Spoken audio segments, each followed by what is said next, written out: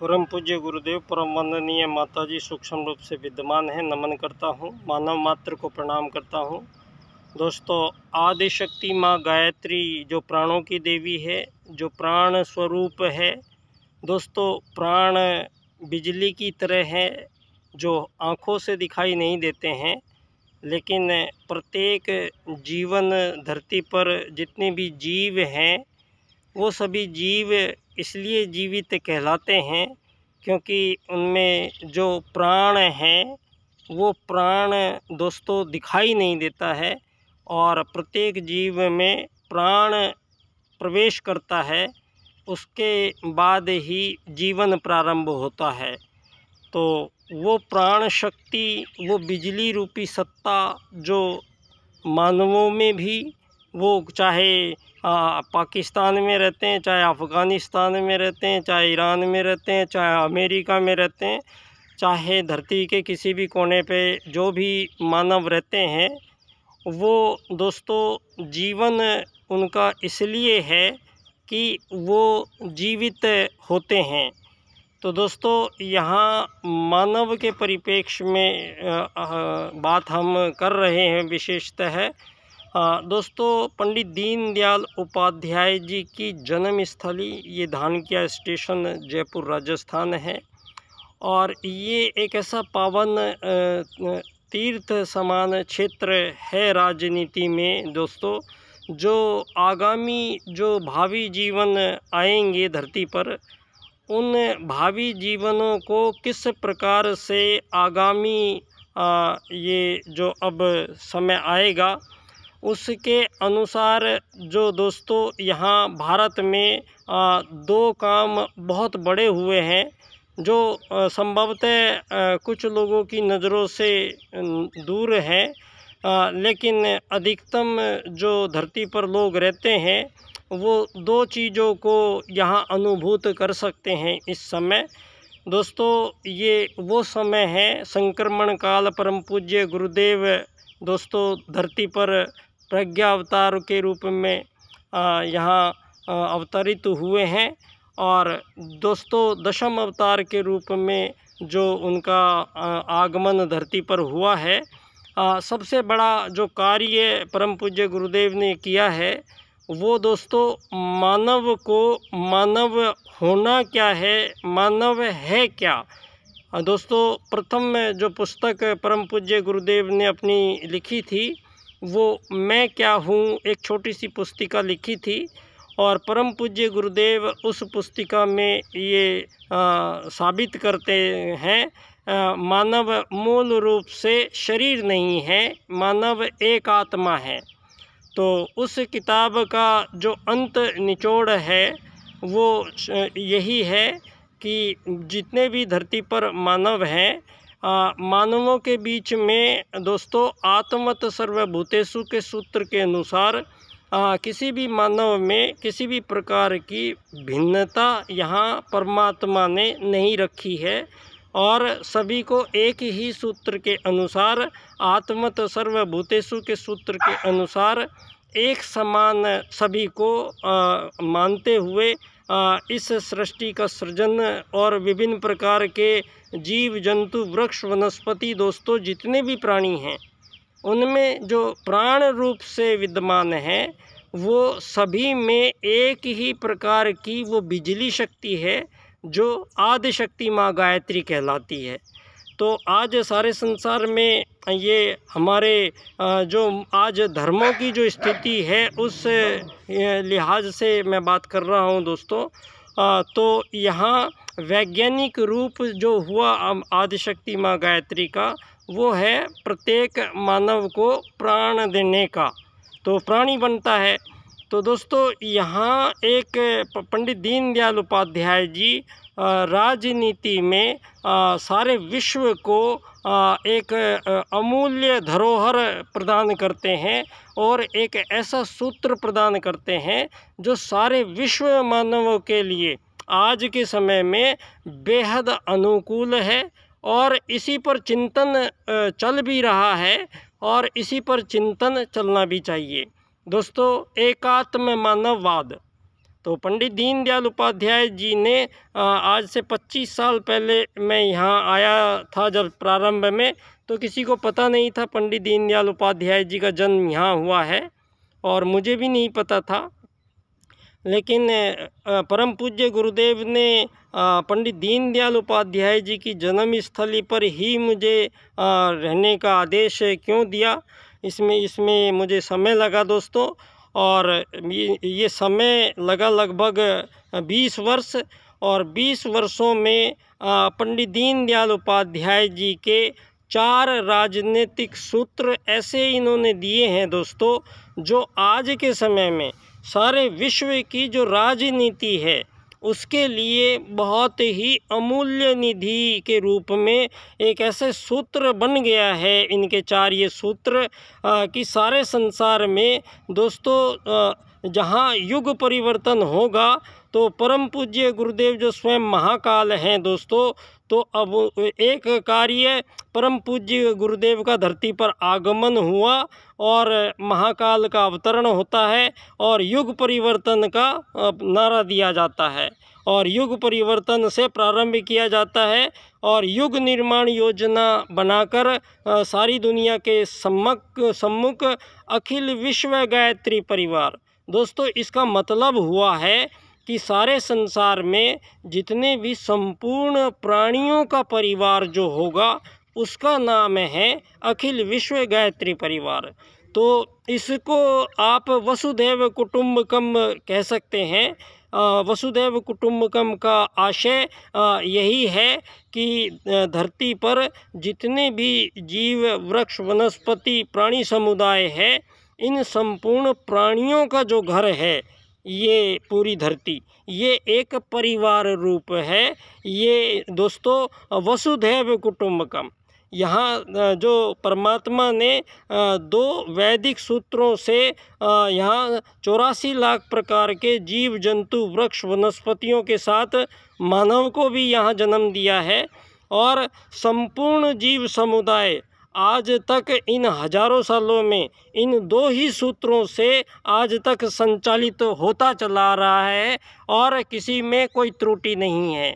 दोस्तों ये उस आदि भारतीय संस्कृति व प्रथम भारतीय संस्कृति की बात पंडित दीनदयाल उपाध्याय जी करते हैं, और धरती पर जो ये सबसे बड़ा विभेद मानवों के बीच पैदा हुआ है, जो अमीर बनाना, मानव को गरीब बनाना, मानव को नौकर बनाना, मानव को मालिक बनाना, जो ये विधि व्यवस्थाएं जो ये मानवों के द्वारा यहाँ ये 2000 वर्षों में पूंजीवाद को जन्म दिया गया, और पूंजीवाद के सहारे दोस्तों पहला पूरा प्लान किया गया है, और धरती पर पहले मानवों को ज़बरदस्ती गुलाम बनाया गया है इन 2000 वर्षों में, और फिर मानवों को गुलाम बना के और इन्हीं लोगों ने फिर आज़ादी के सर्टिफिकेट बांटने का एक कार्यक्रम धरती पर स्थापित कर दिया है,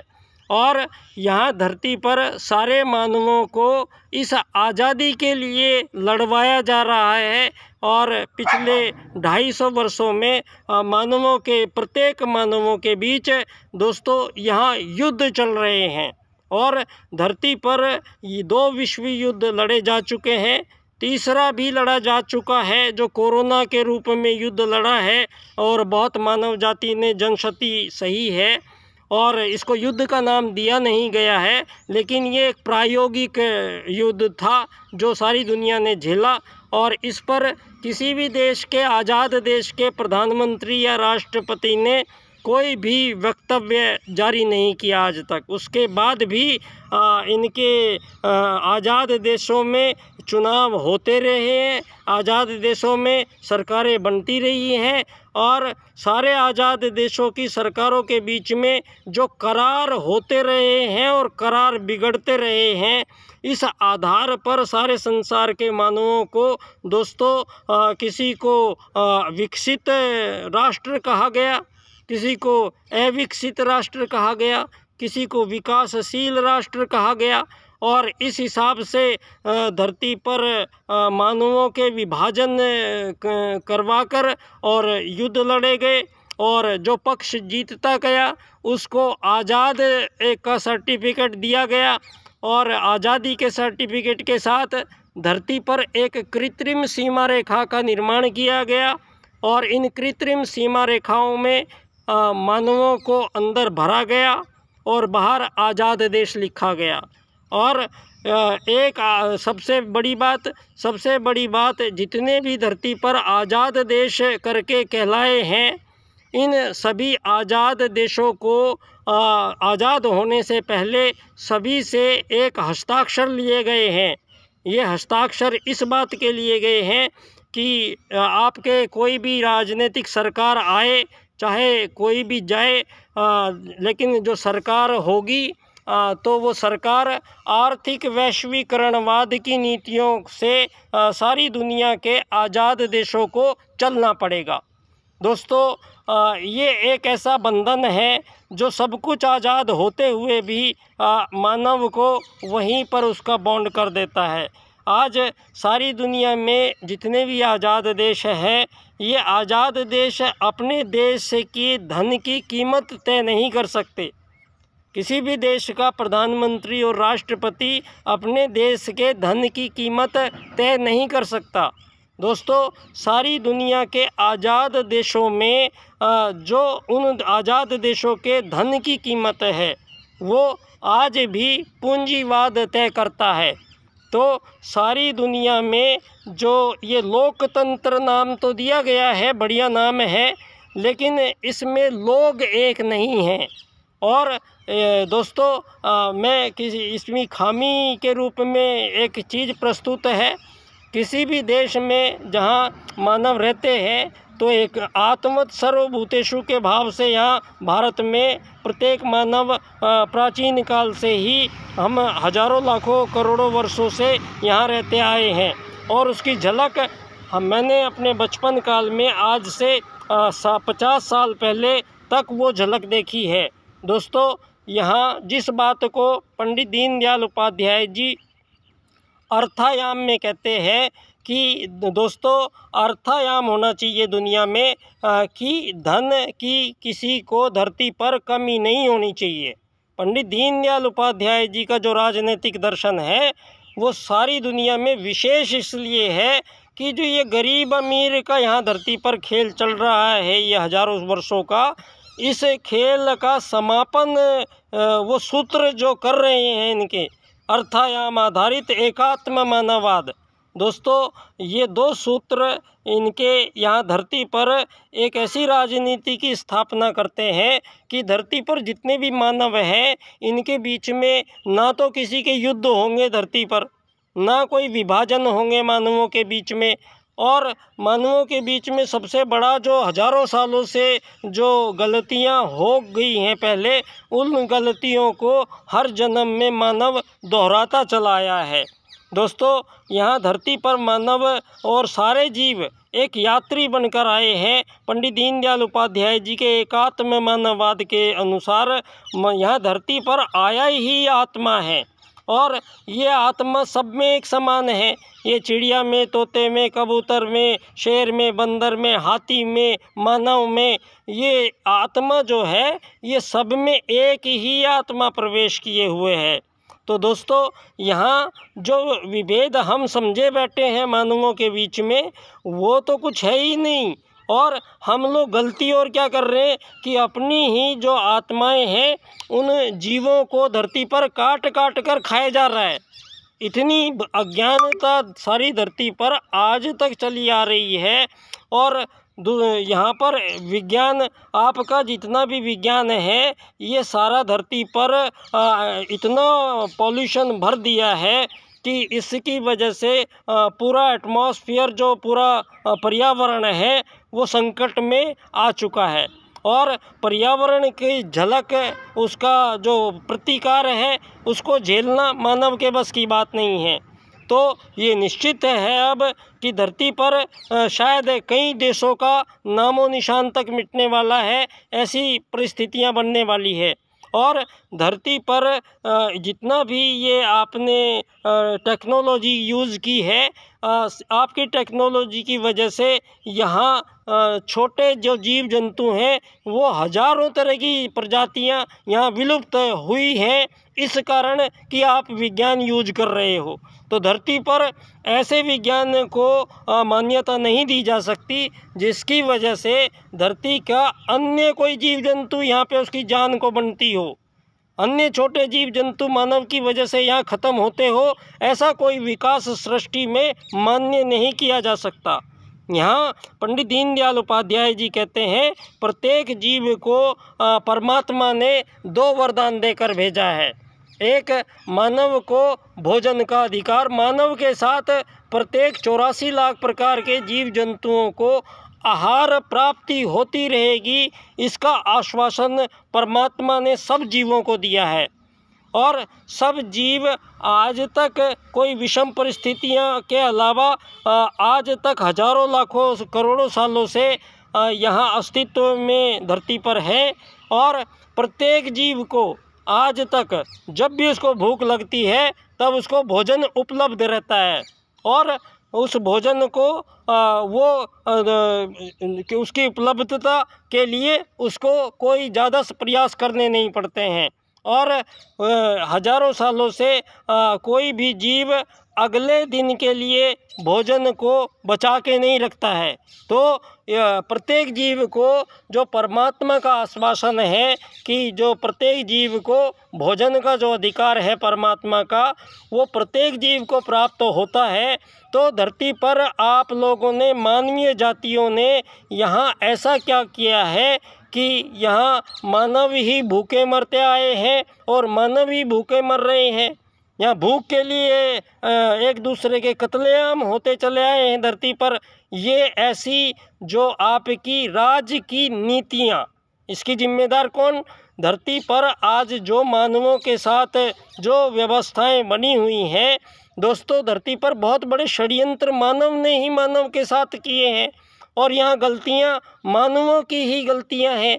तो इनका निवारण यहाँ मानवों के वो सूत्र जो यहाँ परमात्मा सत्ता ने बहुत पहले ही स्थापित किए थे, उन सूत्रों को जब से भारत ने छोड़ा है तब से दोस्तों सारी दुनिया का हाल बेहाल है।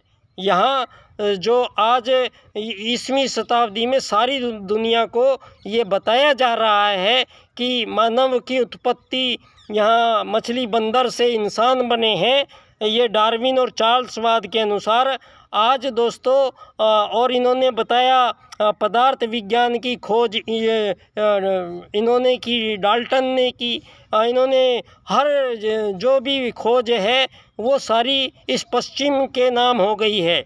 और आज जब नासा ने ये सारी दुनिया के सामने प्रमाणित किया है कि यहाँ भगवान श्री राम ने श्री राम सेतु पुल जो बनाया था वो 5 से 7 हज़ार वर्ष पूर्व मानव निर्मित है, तो ये सिद्ध हुआ कि यहाँ 7,000 साल पहले भगवान श्री राम का अस्तित्व था। तो सारी दुनिया ने जब ये माना है अब, तो आज ये चार्ल्स और डार्विन और जितने भी ये आविष्कार हुए हैं और जितने भी इन पे पेटेंट लिए गए हैं दोस्तों, ये तो हमारे हजारों साल पहले यहाँ महर्षि कणाद ने पूरा पदार्थ विज्ञान पे पूरा एक ग्रंथ लिख के रखा है। यहाँ दोस्तों आर्यभट्ट के गणित के कारण, गणित के दिए हुए सूत्रों के कारण आज सारे संसार में जो भी उन्नति प्रगति है वो गणित की वजह से है। और आज तक दोस्तों आर्यभट्ट और भास्कराचार्य के द्वारा जो गणित के में स्थापनाएं हुई हैं वो दोस्तों यूनान की सभ्यता में, रोम की सभ्यता में और जो प्राचीन मेसोपोटामिया सभी सभ्यताओं में जो आज तक जो गणित का आविष्कार भारत से हुआ था, वही गणित आज तक सारी दुनिया को आज तक के विकास में लेके गया है। और आज सारी दुनिया के पुरातत्ववेताओं की जो अभी की शोधें हैं दोस्तों, वो ये साबित करती हैं कि धरती पर प्रथम मानव का आगमन धरती पर पहली बार उत्तराखंड क्षेत्र के नीचे के भाग में भारतवर्ष में हुआ और उसका नाम मनु था। उसको जर्मनी में मैनस, अंग्रेजी में मैन और कई भाषाओं में अलग अलग नाम लिया गया है। और सभी आज ये प्रायोगिक तौर पे सिद्ध हो गई है बात। तो दोस्तों, धरती पर प्रथम मानव जब आए हैं तो वो कोई कुत्ते बिल्ली बंदर से मानव नहीं बने हैं। यहाँ पर जो प्रथम मानव आए हैं वो दोस्तों बहुत सर्वश्रेष्ठ मानव आए हैं, बहुत बड़े वैज्ञानिक आए हैं, बहुत बड़े अनुसंधानकर्ता आए हैं, बहुत बड़े तत्वज्ञानी आए हैं, बहुत बड़े समाज विज्ञानी आए हैं, बहुत बड़े दोस्तों यहाँ इतने विस्तृत ब्रह्मांड से संपर्क स्थापित करने वाले हमारे प्रथम मानव धरती के सतयुग के माध्यम से 1000 साल की आयु लेकर धरती पर आए और अपना हजारों साल का जीवन धरती पर दोस्तों बिना किसी राजा प्रजा, बिना किसी दंड दांडी के शुरू हुआ है। यहाँ पर मानवों के बीच किसी भी प्रकार का कोई भी विभाजन नहीं है, मानवों के बीच किसी भी प्रकार का कोई द्वंद्व नहीं है, मानवों के बीच किसी भी प्रकार का कोई हिंसा नहीं है, किसी प्रकार का अत्याचार नहीं है।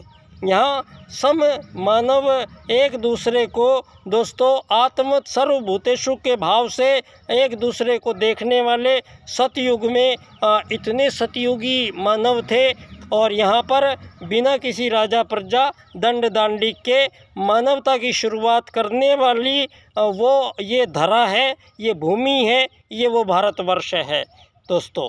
और वो जो मनु का पहला परिवार धरती पर मकान बनाकर रहना शुरू किया, उस परिवार को आर्य परिवार कहा गया।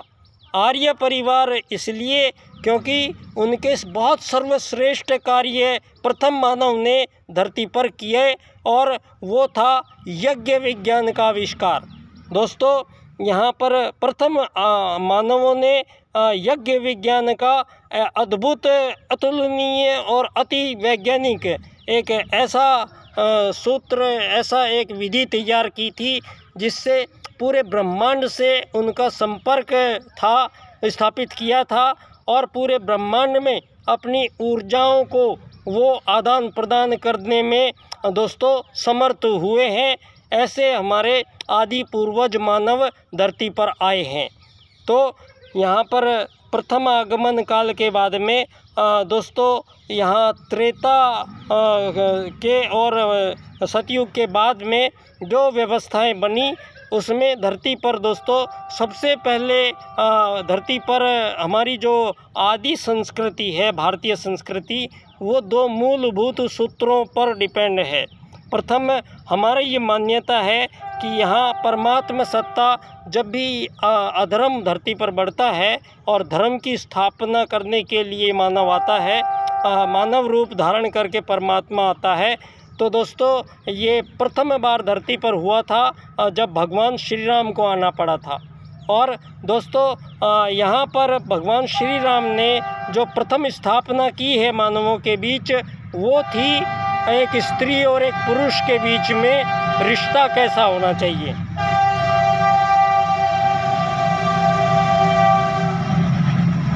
और भगवान श्री राम ने यहाँ धरती पर प्रथम बार मर्यादा की स्थापना की और ये स्पष्ट किया, धरती पर स्त्री और पुरुषों के बीच में जो मर्यादा की स्थापना हुई है, इस पे किसी प्रकार की आँच नहीं आनी चाहिए। और भारतीय संस्कृति हमारी जो ग्रामीण संस्कृति भी रही है दोस्तों, हमारे पूरे जीवन काल का उद्देश्य केवल जो इज्जतदार ज़िंदगी गुजारना प्रत्येक मानवों का प्रथम कर्तव्य था। और यहाँ धन आधारित कोई जीवन पद्धति थी नहीं। इस बात को पंडित दीनदयाल उपाध्याय जी ने कहा। ये जो हमारे भारत का वैदिक जो हमारे नियम हैं सृष्टि में दोस्तों, यदि मानव किसी से कोई वस्तु विनिमय करता है या मानव किसी से कोई सेवा सहायता लेता है तो बदले में किसी प्रकार के कोई डॉलर, रुपया, पैसा, सोना, चांदी लेना देना पड़ेगा। ये विचार दोस्तों हमारी आदि भारतीय संस्कृति में नहीं है। यहाँ धरती पर पूरे ब्रह्मांड में एक दूसरे को सभी निस्वार्थ भाव से देने का भाव के साथ ही पूरी सृष्टि का सृजन हुआ है। और इन्हीं मूल्यों को यहाँ ये ईस्वी के बाद में तोड़ा गया और धरती पर दोस्तों पंडित दीनदयाल उपाध्याय जी के अनुसार धन आधारित जीवन पद्धति का निर्माण हुआ। और दोस्तों ये कैसी धन आधारित जीवन पद्धति, इसके लिए मैं आपको छोटा सा अपना एक उदाहरण बताना चाहूँगा। दोस्तों आज से 60-70 साल पहले की जो भारतीय ग्रामीण स्थितियाँ हैं वो एज इट इज़ समझ लीजिए आप। हमारे गांव में दोस्तों पश्चिमी उत्तर प्रदेश में मेरा गांव था, तो गांव में वहाँ किसी प्रकार की कोई बिजली नहीं थी और ना ही कोई साइकिल, घड़ी, रेडियो, टीवी, टेप रिकॉर्डर, कोई स्कूटर या किसी प्रकार का वाहन, ये ट्रैक्टर वगैरह कुछ नहीं, किसी प्रकार की कोई मशीन नहीं थी। मुझे ये बचपन में याद है दोस्तों। हमारे गांव में दूर तक कोई सड़कें नहीं थी और दूर तक कहीं आना जाना होता नहीं था। हमारे गांव में 2000 लोग रहते थे और 2000 लोगों में सभी जातियों के लोग रहते थे। सभी जिनको आज आप कहते हो अमीर गरीब, इस प्रकार के लोग जो आप थे वो सारे 2000 लोग एक गांव में रहते थे। दोस्तों हम किसान थे, तो किसान जब हम फसल उगाते थे तो उगाने के टाइम हमारे ढेर लग जाता था अनाज का। तो हमने बचपन में देखा कि हमारे उस खेत में दोस्तों एक नाई है, एक कुम्हार है, एक लोहार है, एक पंडित जी हैं और दूसरे जो हमारे धोबी है, कपड़े वाले हैं, वो सारे लोग आते हैं और खेत में से अपना निर्धारित अनाज अपने बोरे में भर के चले जाते हैं और अपने घर पे अनाज लेके चले जाते हैं। और अब सारी साल हमें जिस भी काम की ज़रूरत पड़ती थी वो सारे काम हमारे निःशुल्क समझे होते थे। कि हमें नाई घर पे बाल काट के जाता था और कोई भी चीज़ हमारी मिट्टी के बर्तन चाहिए तो कुम्हार दे के जाता था। तो इस प्रकार से सारे गांव में सारे गांव के सारे काम गांव के ही लोग कर रहे थे और सारे गांव में सभी को रोज़गार था। दोस्तों उस समय इस पद्धति में एक बुज़ुर्ग को भी रोज़गार था। वो अपने घर के बाहर बैठता था और छोटे बच्चों का ध्यान रखता था और पशुओं का ध्यान रखता था। थोड़े बड़े बच्चे होते थे वो खेत में रोटी लेके जाते, बीच में दे के आते थे भाग के स्कूल से, तो उनके लिए भी रोज़गार था। तो ऐसा रोज़गार जो सब का हाथ बट गया और सारे गांव में काम हो गया और सबके काम चल गए। और हुआ क्या, अनाज उगाया था वहीं और उसी गांव में खा लिया गया। तो इस प्रकार की राजनीति से इस देश की अर्थनीति का निर्धारण होता है। तो दोस्तों ये जो अमीर बनेगा, गरीब बनेगा, मालिक बनेगा, नौकर बनेगा का काम बहुत तेज़ी से बहुत ऊंचे बढ़ते जा रहा है। और धरती पर एक और बड़ा काम हुआ है दोस्तों। यहाँ परम पूज्य गुरुदेव की अखिल विश्व गायत्री परिवार के माध्यम से संपूर्ण युग निर्माण योजना के साथ और युग परिवर्तन के लक्ष्य के साथ वो अखंड ज्योति के प्रकाश में आज सारे विश्व में ये धरा छटाएं शांति कुंज से बिखर रही हैं और सारी धरा पर स्पष्ट रूप से उन ऊर्जाओं को आते हुए देखा जा सकता है। और दूसरा दोस्तों, ये जिस धरा पर आज हम बैठे हैं ये वो धरा है जो एक प्रथम वेद सूत्र को राजनीति में स्थापित करने के लिए परम पूज्य गुरुदेव की युग परिवर्तन में युग निर्माण योजना के अंतर्गत राजनीति के पुनरुद्धार का कार्य भी तो धरती पर साथ होना था। ये काम गायत्री परिवार करता नहीं है। इस कार्य के लिए आगरा ज़िले के ही दोस्तों परम पूज्य गुरुदेव अवल खेड़ा के थे और उसी आगरा ज़िले के चंद्रभान नंगला गांव के पंडित दीनदयाल उपाध्याय जी, जो ये आज उनका चित्र यहाँ दिख रहा है, ये उनकी जन्म स्थली है, धानक्या स्टेशन, जयपुर, राजस्थान। और इनका गांव था वो आगरा ज़िले के चंद्रभान नंगला में। और उपाध्याय थे ये भी, और गुरुजी का भी उपाध्याय थे। तो महाकाल अपने साथ एक ऐसे हनुमान को लेके आए थे जिनके बारे में बहुत ही कम लोगों को ज्ञात है। और वैसे भी पंडित दीनदयाल उपाध्याय जी के पूरे जीवन को दबाया गया है, और पंडित दीनदयाल उपाध्याय जी के जो मूल राजनीतिक चिंतन है उन पे देश में कोई चर्चा नहीं हो रही है। और इस चीज़ की मांग करते करते मुझे काफ़ी अरसा हो गया है इनकी जन्म स्थली पर।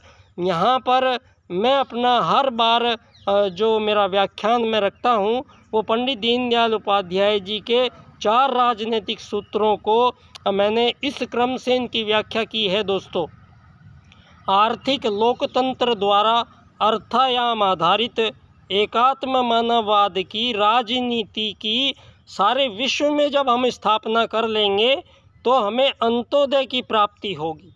तो इस प्रकार से जब हम इनके सूत्रों को समझेंगे तो अब जो युग परिवर्तन होगा उसमें राजनीति का भी पूरा परिवर्तन जो सूत्र कर रहे हैं वो पंडित दीनदयाल उपाध्याय जी के सूत्र हैं। और एक चित्र मैंने आप लोगों को भेंट किया था परम पूज्य गुरुदेव और पंडित दीनदयाल उपाध्याय जी का, एक ही चित्र प्राप्त हो पाया है।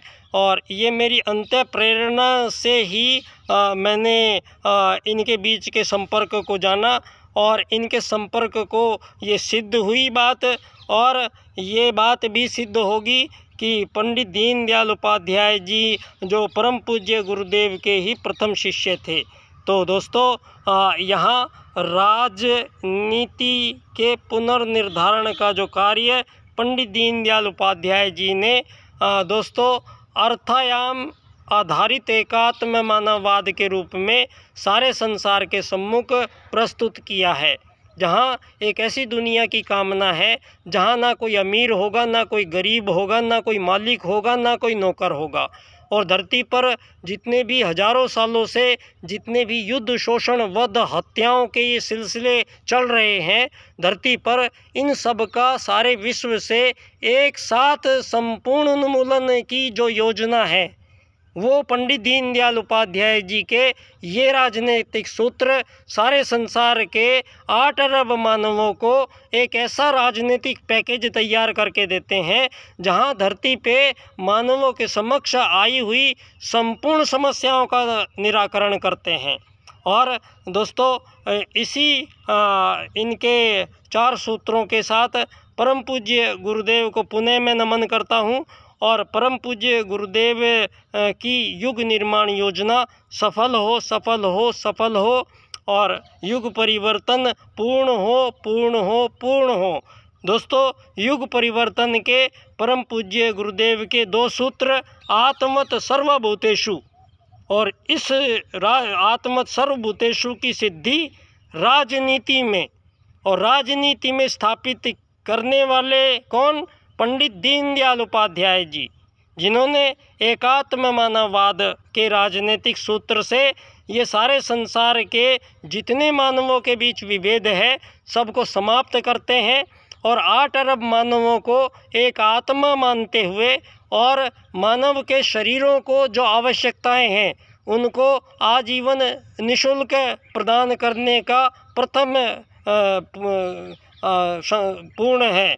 ये मानवों को रोटी, कपड़े, मकान के लिए जो सारी दुनिया में आज पूरा जीवन जीना खपाना पड़ रहा है, तो धरती पर पंडित दीनदयाल उपाध्याय जी के सूत्रों के अनुसार फिर मानव को यहाँ ना धरती खरीदने की ज़रूरत पड़ेगी, ना यहाँ मकान बनाने की ज़रूरत पड़ेगी, ना यहाँ बिजली के बिल जन्म भर ज़रूरत पड़ेगी, ना बच्चों की फीस जमा करानी पड़ेगी, ना सारी दुनिया में मानवों को जो ये तिल तिल गरीबी का दंश झेलना पड़ा है धरती पे आज तक, ये आगामी जीवनों में मानव नहीं झेलेगा। इसका इंतज़ाम करने का, पुख्ता इंतज़ाम करने का जो स्थल है, वो जहाँ ये विचार पनपा है, जहाँ ये विचार जन्म लिया है, जो पंडित दीनदयाल उपाध्याय जी के रूप में आज उनकी जन्मस्थली पर दोस्तों मैं बच्चा डॉक्टर परम पूज्य गुरुदेव के निर्देशन में मेरे 25 वर्ष यहाँ पूर्ण हुए और इनके 4 राजनीतिक सूत्रों को मैं आप सबके सम्मुख इनकी व्याख्या करता हूँ। 25 सितंबर को इनका जन्म दिवस है। उस दिन यहाँ मेरा व्याख्यान फिर मैं रखूँगा। आप सब लोगों से निवेदन है, आप सब लोग मेरे व्याख्यान में ज़रूर आएँ, क्योंकि पंडित दीनदयाल उपाध्याय जी की जिंदाबाद बोलने से काम चलेगा नहीं। पंडित दीनदयाल उपाध्याय जी के एकात्मवाद क्या है, अर्थायाम का क्या मतलब है, आर्थिक लोकतंत्र से क्या होगा, अंत्योदय वो नहीं है जिसको आप कह रहे हैं कि अंत के व्यक्ति को लाभ दे देंगे। पंडित दीनदयाल उपाध्याय जी का अंत्योदय का मतलब है कि अंत के व्यक्ति को एक ही लाइन में खड़ा करना है, सारी दुनिया को एकात्म मानववाद की रेखा में, दूसरी तीसरी रेखा नहीं रहेगी। तो अंत्योदय अंत में हमें आदमी नहीं रहेंगे, अब एक ही रेखा में आएंगे, तो तब अंत्योदय होगा। अंत के व्यक्ति को लाभ देना अंत्योदय नहीं है, सारे अंत वालों को एक ही पंक्ति में लाना अंत्योदय होगा, वो बाद में होगा। उससे पहले सारे संसार में जो ये आज़ादियों के नाम पर छल हुए हैं, ये मानवों को सुधारनी पड़ेगी भूल, और एक ही प्रजाति के जीवों में आत्मत सर्वभूतेषु और वसुदैव कुटुंबकम के सूत्रों के अनुसार धरती पर एक ही प्रजाति के जीवों में किसी प्रकार की आज़ादी संभव नहीं है। तो यहाँ आज़ादियों के लिए मरने मारने की ज़रूरत ही नहीं थी, क्योंकि आप लोगों ने गुलाम बनाया। ये 2000 वर्षों की बात है। आप भारत को कहते हो हम 1947 में आज़ाद हुए, सारी दुनिया ये कहती है। तो ये कहने का मतलब ये है कि हम मान लेते हैं कि हम उससे पहले क्या थे, उससे पहले गुलाम थे। ये बात सारी दुनिया में बताई जा रही है। तो आज जब 7000 वर्ष पहले भगवान श्री राम हुए थे, तो राम क्या गुलाम भारत में आए थे? भगवान श्री कृष्ण क्या गुलाम भारत में आए थे?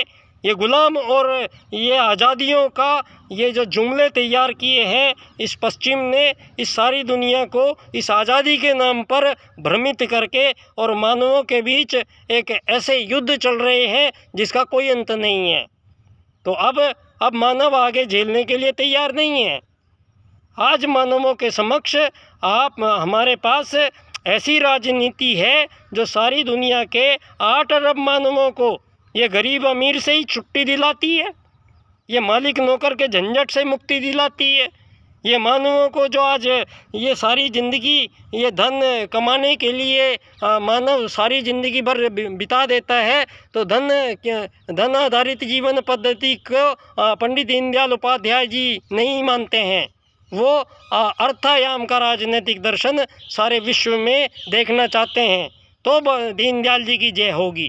तो मेरा निवेदन है सभी विशेषकर भारतीय जनता पार्टी के राजनेताओं से कि पंडित दीनदयाल उपाध्याय जी के 4 राजनीतिक सूत्रों को इन पर यहाँ पर चर्चा करें, तो बात बनेगी।